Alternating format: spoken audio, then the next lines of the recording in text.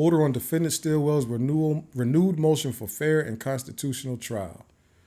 It's crazy when you got to ask for constitutional trial. Defendant Stillwell raises numerous assertions of error, impropriety, prosecutorial misconduct, and judicial partiality, which he asserts have resulted in denial of his constitutional right to due process and a fair trial.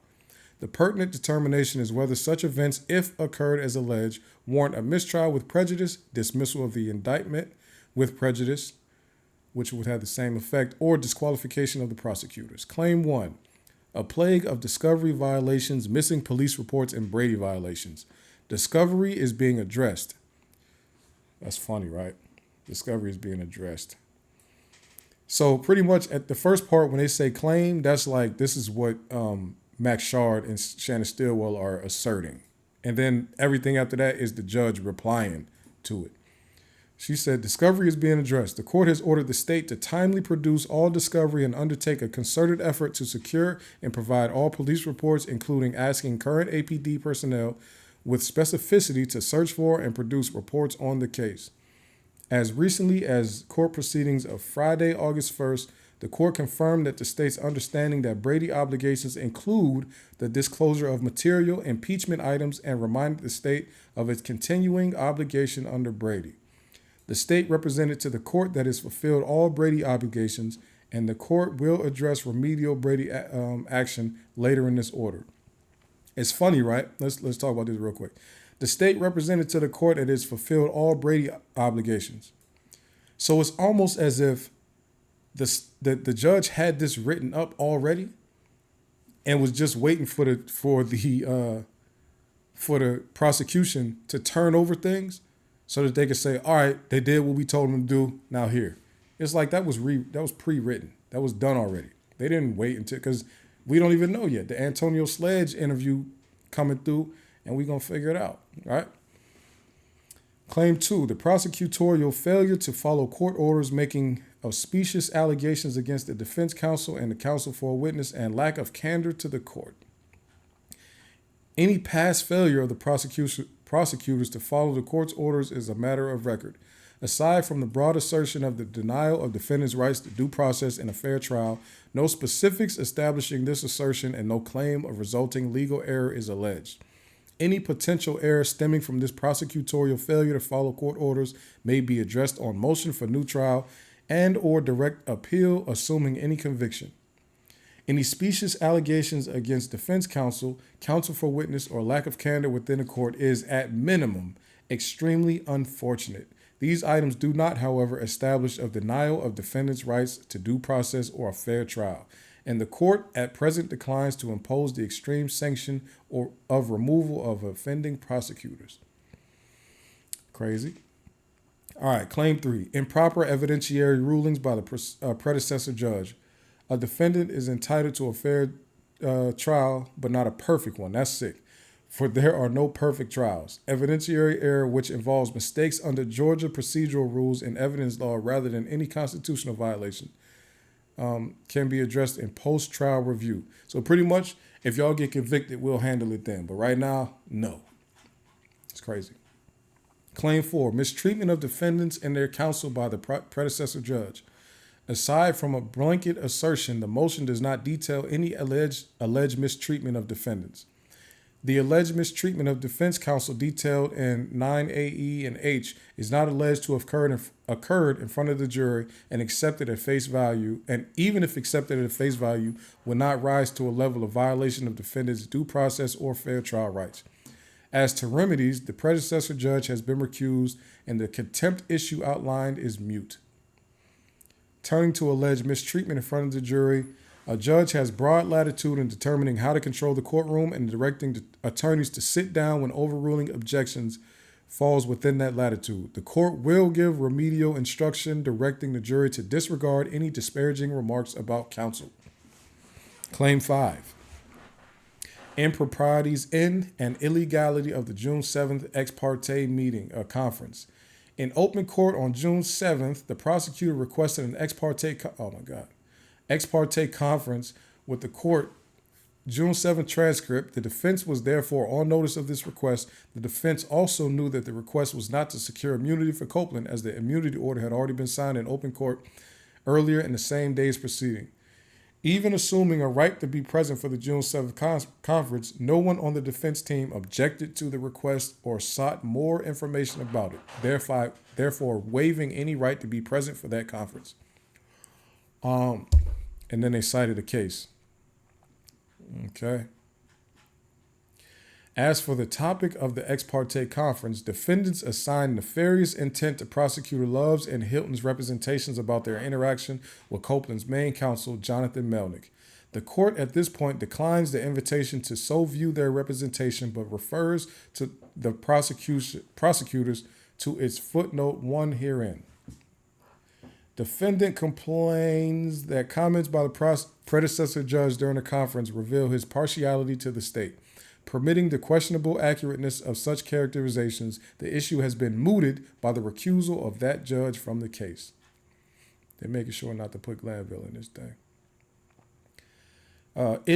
Claim 6, illegality of the June 10th ex parte meeting. On June 10th, 2024, at the behest of Prosecutor Love, the predecessor judge held an on-the-record in-chamber meeting with Love and standing counsel for Copeland, Caleb Bumpus.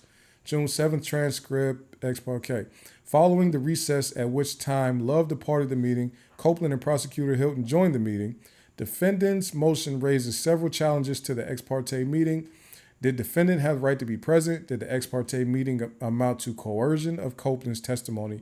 And did any Brady violations occur? Did the defendant have a right to be present? Defendant is correct that this meeting was about more than the parameters of Copeland's immunity and whether he understood its potential ramification.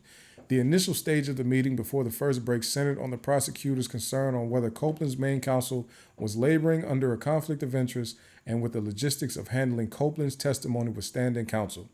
But because the topics were all ancillary to Copeland's immunity grant, the topic of the meeting remained at its core as asserted by the prosecution, Copeland's immunity grant. Now, let me, real quick, let me say this. Reading through this thing and just hearing it and looking at it, are we not seeing similar structure and similar? This is just pretty much Glanville with in writing right here. Yes, they held the meeting. Yes, they talked about more than just the immunity. Yes, Copeland was saying some stuff that y'all could have thought was useful. But nah, y'all didn't have the right to be there because this wasn't a critical stage of trial. Man, because the meeting dealt with Copeland's immunity grant and its ancillary issues, it was not a critical state of the trial in which the defendant had a right to be present.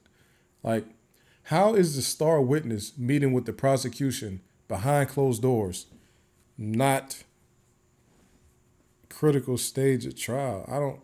Then they used the case from Massachusetts. Like, what? All right. Defendant is correct that there are differences between the meetings in the case. Okay, they just talk about the state using the wrong case.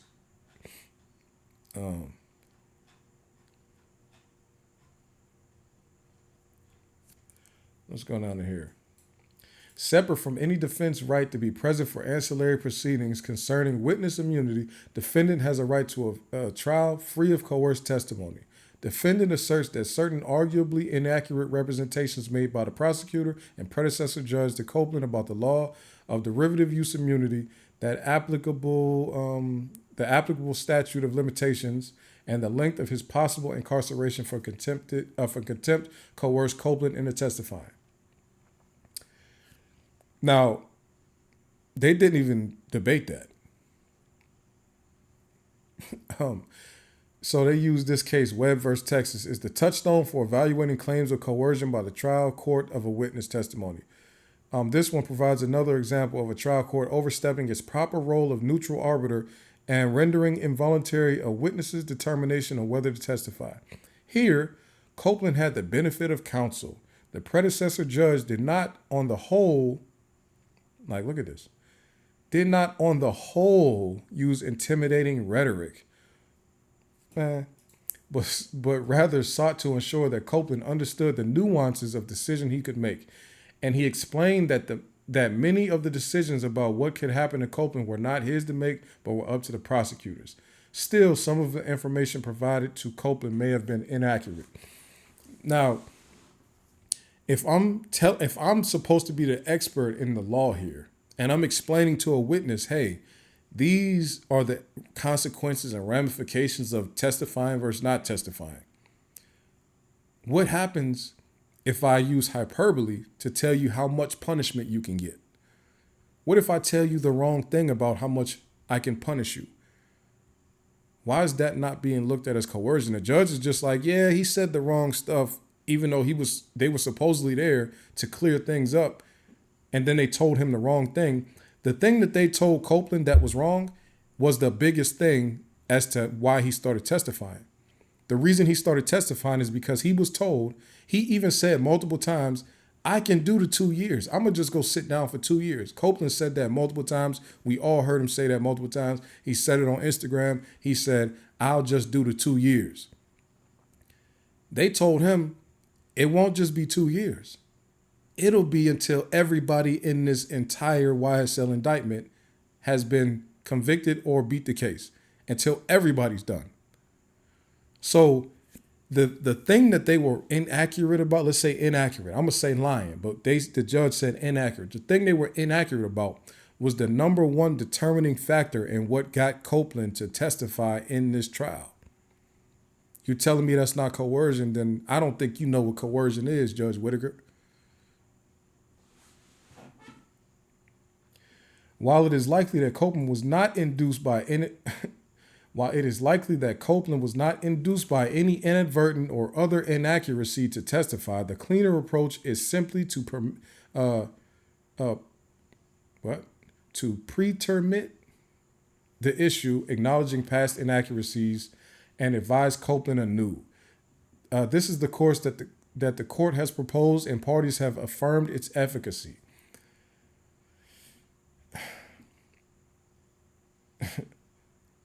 Was there a Brady violation? There has been this has been a long-running and multifaceted proceeding. Challenges have been myriad and formidable. Frustrations have been mounting while fortitude was waning. Why she had to be poetic right there? Like, let's read that part again, because she wanted to be very poetic in that whole first 2 sentences. No, not even 2 sentences, about first 4 sentences. This is like a poem. Listen to it. This has been a long-running and multifaceted proceeding. Challenges have been myriad and formidable. Frustrations may have been mounting while fortitude was waning. And a needle in a haystack was not only sometimes difficult to find, but easily overlooked. The court does not attribute bad faith to anyone on this issue. Like, why the poeticism? What's this lyricism about? And yet, as Copeland joins the June 10th, 2024 in chambers ex parte proceeding, he states, I have never been truthful a day in my life until I just made this statement right now. Copeland may have little credibility. He may speak in hyperbole, but the fact remains that for a defense attorney, this nugget by a key state witness is gold. So when the prosecution not only did not reduce this statement to writing and produce it, but also asserting in court filings that the defense had no entitlement to know the contents of the ex parte meeting, this mounted to suppression, whether willful or otherwise, of what was objectively Brady impeachment material. So the judge agrees. This was Brady impeachment material, and it was suppressed. This amounted to suppression, whether willful or otherwise. But because the defense now knows of this statement, and indeed all of what occurred during the June 10th, 2024 ex parte meeting, the contents of the meeting were ultimately revealed during the course of trial and in time for the defense to utilize it. So the failure to produce suppression of this information does not technically amount to a Brady violation. My God. But the fact that a violation of a defendant's constitutional right has been averted does not, under these circumstances, provide cause for celebration. So they're like, hey, court, hey, state, don't celebrate just yet, because I'm going to give you this harsh punishment of going to a training. And the training is just you watching a video about Brady material. Man, what it does provide is cause for sober reflection and an examination of processes, procedures, and approaches that permitted this likely inadvertent but nonetheless serious Brady lapse to occur. So it was a serious Brady lapse, but there's no punishment. The punishment is to watch a video on Brady violations. Defendants seek as a sanction the disqualification of the state's 2 lead prosecutors because this does not appear to the court to have been purposeful violation, but rather a negligent overlooking of the impeachment value of. This is sick. because this does not appear to the court to have been a purposeful violation, but rather a negligent overlooking of the impeachment value of Copeland's in-chamber statement, the court does not order this disqualification. At the time, the court is cognizant that defendant's liberty, as well as the liberty of the co-defendants in the trial, is at stake, that the prosecutors involved are knowledgeable and experienced, and that this is not the first allegation of prosecutorial misconduct in this case. The court therefore orders, as a remedial measure, of course, that the entire prosecution team working this trial submit to training on Brady and other professional obligations of a prosecutor. This training will consist of a video replay of training and this topic previously presented by the prosecuting attorney's council of Georgia. The court will provide the video and the viewing will occur under the direction of the court. If that's not the weakest punishment I have ever heard in my life for a serious Brady lapse, according to the judge. So a serious Brady lapse gets you training. People's lives are at stake here. Fonnie Willis wants life sentences for these people on trial. Time after time after time. Brady evidence has been suppressed by the state. Brady violations have occurred. Prosecutorial misconduct has occurred. And they get training by the prosecuting attorney's council of Georgia. They have to watch a video, and they have to watch that video under the direction of the court. That's the punishment they get for repeated Brady violations. Y'all have to understand, this judge is on their team. We just got to come to terms with it. These people all work for Fulton County in the state of Georgia.